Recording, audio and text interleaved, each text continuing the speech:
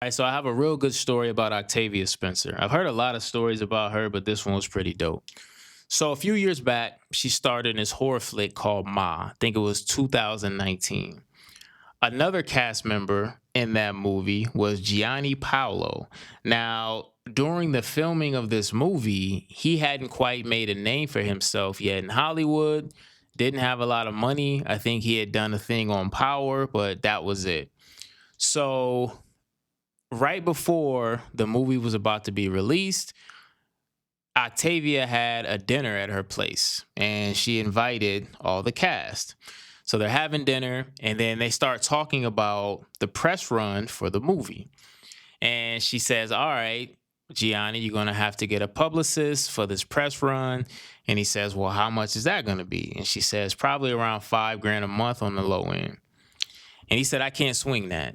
I'm 20 grand in debt and I got a couple $100 to my name. There's no way I can swing that."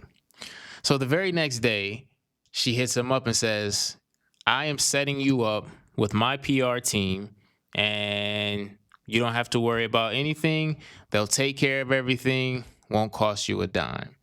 And that's exactly what happened. And like I said, 5 grand is on the low end. So her team, 8, 10 grand a month for this press run.